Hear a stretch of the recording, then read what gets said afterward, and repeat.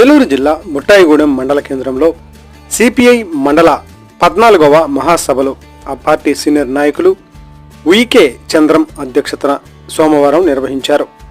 ఈ మహాసభలకు ముఖ్య అతిథులుగా రాష్ట్ర కార్యదర్శి వర్గ సభ్యులు డేగా ప్రభాకర్, జిల్లా కార్యదర్శి మండవ కృష్ణ చైతన్య పాల్గొన్నారు.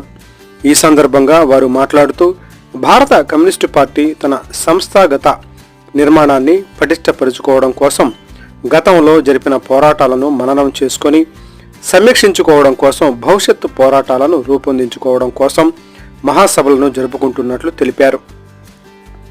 ఈ మహాసభల నిర్వహణ భారత కమ్యూనిస్టు పార్టీ ఎంతో కీలకమని స్పష్టం చేశారు. 100 ఏళ్ల చరిత్ర కలిగిన భారత కమ్యూనిస్టు పార్టీ సాధించిన విజయాలు ప్రజల ముందు ఉంచడమే పార్టీ ముఖ్య ఉద్దేశం అన్నారు. గిరిజన ప్రాంతాల్లో అభివృద్ధి కోసం అలుపెరగని పోరాటాలు చేసిన ఘనత భారత కమ్యూనిస్టు పార్టీదేనని అన్నారు. ఆంధ్ర రాష్ట్ర ప్రజలు కూటమి ప్రభుత్వాన్ని నమ్మి అధికారం ఇస్తే నట్టేట ముంచారని అన్నారు. అటవీ బంజర భూములపై గిరిజనులకు హక్కులు కల్పించాలని డిమాండ్ చేశారు. ఈ కార్యక్రమంలో డివిజన్ కార్యదర్శి కారం దారయ్య, కొయ్యలగూడెం మండల కార్యదర్శి తాడిగడప ఆంజనేయులు, బుట్టాయిగూడెం మండల కార్యదర్శి చోడెం దుర్గా, బేతి కిషోర్, నాగమణి, తెల్లం మునేశ్వరరావు, మడకం గంగరాజు, మండల పార్టీ నాయకులు కార్యకర్తలు పాల్గొన్నారు.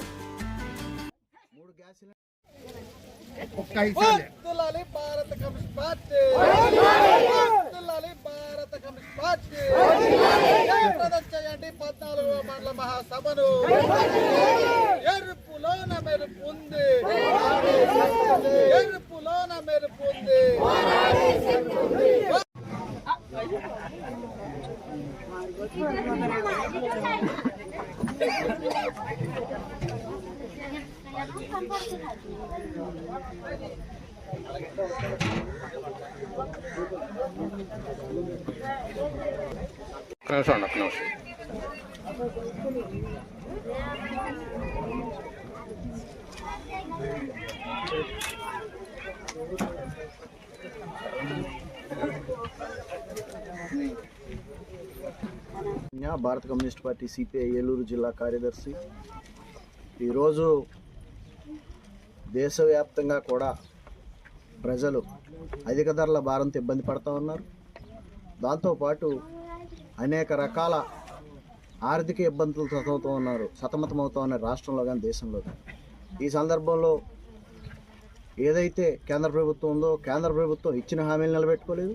రాష్ట్ర ప్రభుత్వం చూస్తే సూపర్ 6 పేరుతో అమలు చేయకుండా అలివిగాని వాగ్దానాలు చేసి ముందుకు సాగుతూ ఉన్నారు.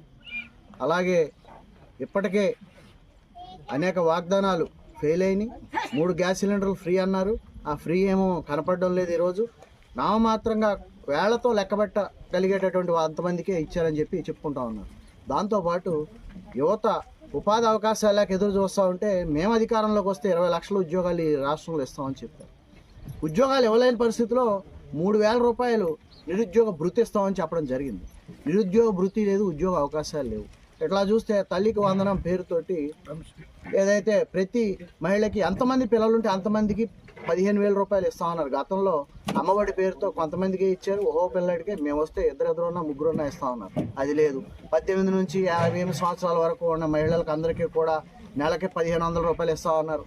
ఇట్లా అనేక వాగ్దానాలు చేసి ఇచ్చిన వాగ్దానాలు తప్పుతూ ఉన్నారు. ధరలు చూస్తే ఆకాశాన్ని అంటుతూ ఉన్నాయి. ధరలు నరికట్టే పరిస్థితి లేదు. రైతులది ఏదైతే ఉందో రైతాంగాన్ని పెట్టుబడి సాయం చేస్తా ఉన్నారు. ఇట్లా అనేక వాగ్దానాలు చేసి బస్సు ఫ్రీ అన్నారు. ఈ వాగ్దానాలని నెరవేర్చకుండా దానికి తోడు పేదవాడి సొంత ఇంటి కళ నెరవేర్చేటటువంటి పని గతంలో ఏదైతే వైసీపీ సెంటున్నర ఇచ్చిందో మేము వస్తే 2 సెంట్లు 3 సెంట్లు అంటే పట్టణ ప్రాంతాల్లో 2 సెంట్లు, గ్రామీణ ప్రాంతాల్లో 3 సెంట్లు ఇంటి నిర్మాణానికి స్థలం ఇస్తా ఉన్నారు. అలాగే ఆ స్థలంతో పాటు కూటమి ప్రభుత్వం చెప్పిన హామీ 4 లక్షల రూపాయలు ఇస్తా ఉన్నారు. 4 కాదు 5 లక్షల రూపాయలు ఇంటి నిర్మాణానికి ఇవ్వాలి. ఇంటి నిర్మాణానికి 5 లక్షలు ఇస్తేనే నివాసయోగ్యంగా ఉండి ఇల్లు కట్టుకోగలుగుతారు.